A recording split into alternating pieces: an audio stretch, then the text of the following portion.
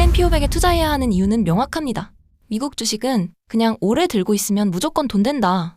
이런 생각을 하는 분들 정말 너무나도 많은데 오늘 준비한 영상은 진짜 생각을 완전히 바꿔버릴 수도 있습니다. 왜냐하면 많은 분들이 미국 주식이 장기적으로 강했던 이유를 그냥 이렇게 생각하거든요. 미국이 세니까, 기업들이 잘 크니까, 혁신이 많으니까, 달러가 기축통화니까. 물론 이것도 맞아요. 근데 이것만으로는 설명이 안 되는 아주 중요한 비밀이 하나 숨어 있습니다. 그게 뭐냐? S&P 500 지수는 죽은 기업을 끌고 가지 않는다는 점입니다. 망가진 기업, 성장이 꺾인 기업, 대표성이 떨어진 기업, 조건을 잃은 기업은 지수에서 퇴출되고 그 자리에 더 강한 기업, 더 유망한 기업, 더 커진 기업이 계속 새롭게 편입됩니다. 그러니까 개별 주식은 늙고 사라지는데 지수는 계속 선수를 갈아 끼우면서 살아남는 구조라는 거예요. 이 차이를 이해하면 왜 개별주 투자와 지수 ETF 투자가 시간이 지나면 결과가 완전히 달라질 수 있는지 한 번에 이해하게 됩니다. 그리고 오늘은 이걸 설명하면서 워런 버핏이 직접 증명했던 엄청 유명한 내기 이야기까지 같이 붙여볼 겁니다. 왜냐하면 이 내기가 천재 펀드 매니저들이 달려들어도 결국 저비용 S&P 500 인덱스를 못 이긴다는 걸 가장 상징적으로 보여준 사건이거든요. 일단 가장 먼저 여러분이 알아야 할 게 있습니다. 많은 사람들이 S&P 500을 미국 시가총액 큰 회사 500개를 자동으로 나열한 리스트 정도로 생각합니다. 근데 이건 정확히 말하면 절반만 맞아요. S&P 500은 미국 정부가 만드는 게 아닙니다. 뉴욕 증권거래소가 직접 만드는 것도 아닙니다. 이 지수는 S&P 글로벌 산하에 S&P 다우존스 인디시스가 만들고 운영합니다. 그리고 전담지수위원회가 기업의 편입 편출, 기업 행위, 정책 변경을 검토하면서 관리합니다. 공식 방법론상 위원회는 S&P 다우존스 인디스의 상근 전문 인력으로 구성되고 지수 유지에 재량 판단이 들어갑니다. 즉 여러분이 S&P 500 ETF를 산다는 건 그냥 500개 회사 묶음을 사는 게 아니라 미국 대표 대형주 라인업을 계속 관리받는 시스템을 사는 겁니다. 이게 첫 번째 핵심이에요. 그럼 대체 어떻게 회사를 넣고 빼느냐? 사람들은 여기서 또 착각합니다. 시총 크면 그냥 들어가는 거 아냐? 아니에요. S&P 500은 그냥 시가총액만 크다고 바로 들어가는 지수가 아닙니다.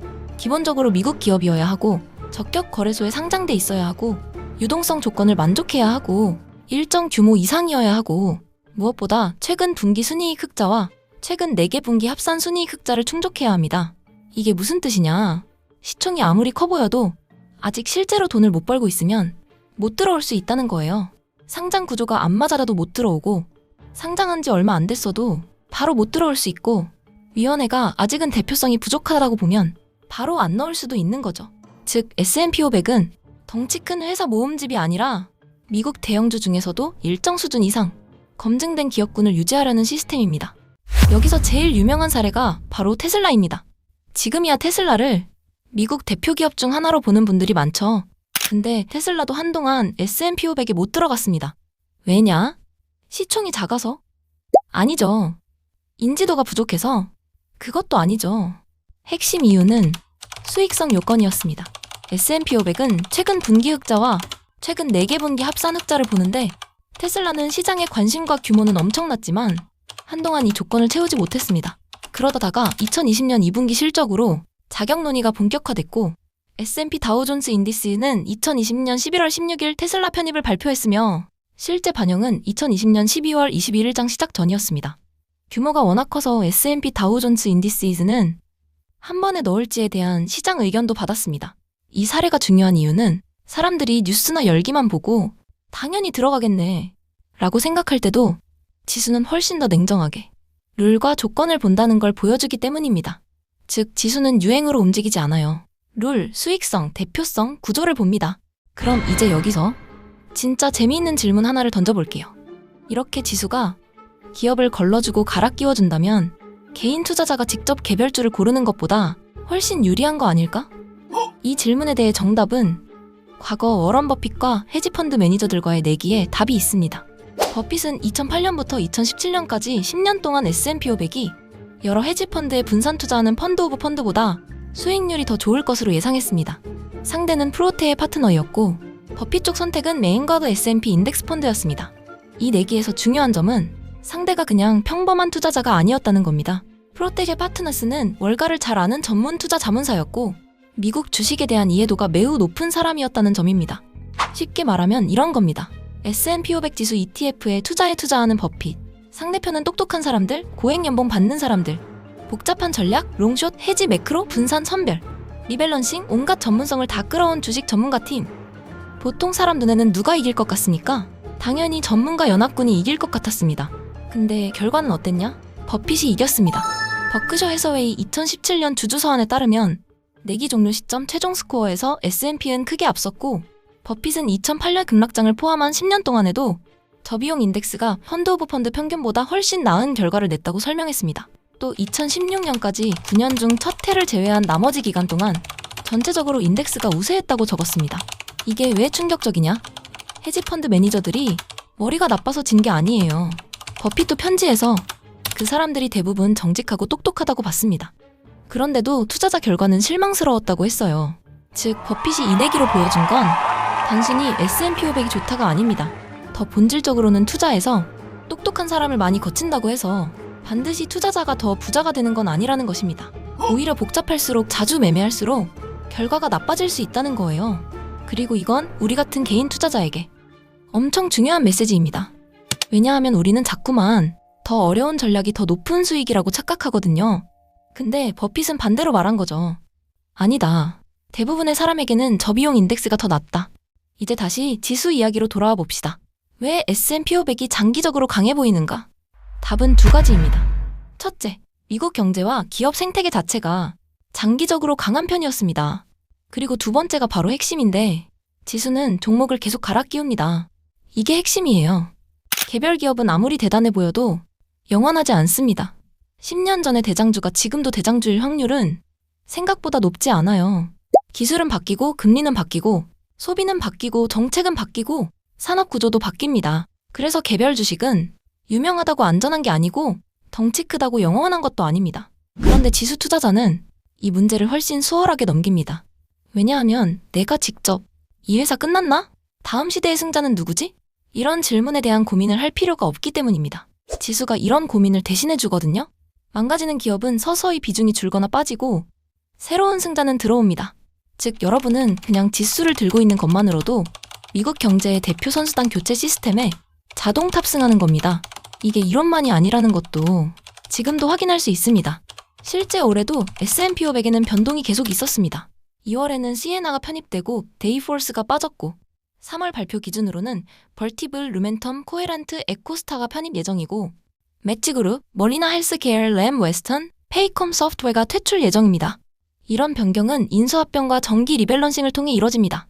이 장면을 보면 정말 실감나죠. S&P 500은 고정되어 있는 것이 아니라 살아있습니다. 그리고 살아있기 때문에 시장에 적응합니다. 여기서 개인 투자자와 지수 투자자의 차이가 확 벌어집니다. 개인 투자자는 한번 잘못 고르면 오랫동안 회복 못할 수 있어요. 하지만 지수 투자자는 개별 실패를 구조적으로 희석시킬 수 있습니다. 이게 바로 지수 투자가 가진 가장 강력한 방어력입니다. 물론 무조건 상승한다고 오해하면 안 됩니다. 지수도 떨어질 때는 크게 떨어집니다. S&P 500이 무슨 마법처럼 절대 안 빠지는 상품이라는 뜻은 아닙니다. 그런데 중요한 건 떨어져도 구조가 살아있다는 겁니다. 개별주는 기업 자체가 무너지면 다시 못 올라올 수도 있어요. 근데 지수는 전체 경제와 대표 기업군의 진화에 올라타기 때문에 시간이 지나면 회복의 기반이 남아있습니다. S&P 500은 미국 대형주의 대표 지수로 약 500개 선도 기업을 포함하고 미국 주식 시가총액의 약 80%를 커버합니다. 그러니까 지수 투자의 본질은 안 떨어진다가 아니라 살아남을 가능성이 높다에 더 가깝습니다. 여기서 초보 투자자분들이 꼭 스스로에게 물어봐야 하는 질문이 있습니다. 나는 애플 다음에 애플을 미리 고를 수 있는가? 엔비디아 다음에 엔비디아를 10년 전에 알아볼 수 있었는가? 10년 뒤에도 살아남을 기업을 지금 정확하게 찍을 수 있는가? 솔직히 이건 정말 어렵습니다. 전문가도 어렵고 기관도 어렵고 헤지펀드도 어렵습니다. 버핏이 내기로 보여준 사례도 결국 이 문제와 직결됩니다. 전문가들이 수백 명 붙고 복잡한 전략을 써도 결국 투자자 입장에서는 S&P 500보다 못할 수 있다는 것. 그러니까 투자를 잘 모르는 사람일수록 괜히 남들 다 알고 있는 뉴스나 영상을 보면서 개별 종목에 투자하는 것보다는 지수를 통해 내가 예상할 수 없는 미래를 시스템에게 맡기는 방식이 더 현명할 수 있습니다. 그리고 저는 이 부분이 진짜 중요하다고 생각합니다. 많은 사람들이 지수 투자를 너무 심심하게 봐요. 에이, 그냥 ETF 사는 거잖아. 그건 재미없잖아. 난 몇 배짜리 종목 찾고 싶은데? 근데 부자가 되는 과정은 원래 심심한 경우가 많습니다. 오히려 재미있는 투자가 계좌를 박살내는 경우가 더 많아요. 지수 투자는 화려하지 않습니다. 대신 예측을 덜 요구하고 실수를 줄여주고 비용을 낮추고 생존 확률을 높여줍니다. 버핏의 내기 이야기도 결국 같은 결론으로 갑니다. 복잡함이 꼭 우월함이 아니다. 복잡한 전략이 꼭 좋은 전략이 아니다. 장기 투자에서 중요한 건 남들보다 똑똑해 보이는 게 아니라 쓸데없는 실수를 줄이는 것이다. 이제 정리해보겠습니다. 미국 주식시장이 장기적으로 강해 보이는 이유는 미국 기업들이 다 영원히 훌륭해서가 아닙니다. 지수가 계속 갈아끼우기 때문입니다. S&P 500 지수는 쓰러지는 기업은 퇴출되고 미국에 승승장구하는 기업들이 편입됩니다. 즉, 여러분이 S&P 500 ETF를 산다는 건 그냥 500개 회사를 사는 게 아니라 미국 대표 기업군이 계속 진화하는 시스템을 사는 것입니다. 이걸 이해하면 왜 개별주는 어렵고 왜 지수는 강한지 정말 선명하게 보이게 됩니다. 그래서 제 결론은 이겁니다. 투자를 정말 잘 아는 사람은 개별주로 큰 돈을 벌 수도 있습니다. 하지만 투자를 잘 모르는 사람이 괜히 잘 아는 척하면서 괜찮은 종목 몇 개 고르는 건 생각보다 훨씬 위험합니다. 그럴 바엔 미국의 성장성과 지수의 자동 교체 시스템, 그리고 S&P 500 지수의 힘을 믿고 S&P 500 같은 지수 ETF를 하락할 때마다 꾸준히 모아가는 게 훨씬 현실적인 전략일 수 있습니다. 대박 한 방은 분명 덜 할 겁니다. 대신 잃을 확률을 확실하게 줄여줄 겁니다. 그리고 장기 투자에서 진짜 중요한 건 높은 수익률을 잠깐 내는 것보다 끝까지 살아남는 것입니다. 여러분, 계좌를 지켜주는 건 화려한 예측이 아니라 좋은 구조일 수 있습니다. S&P 500의 진짜 장점은 바로 여기 있습니다. 개별 기업은 죽어도 지수는 살아남도록 설계돼 있다는 것. 그리고 워런 버핏은 이미 오래전에 그걸 우리에게 보여줬습니다. 시청하시면서 궁금했던 부분은 댓글로 남겨주시면 답변 드리도록 하겠습니다. 오늘 준비한 내용은 여기까지입니다. 끝까지 시청해주셔서 감사합니다.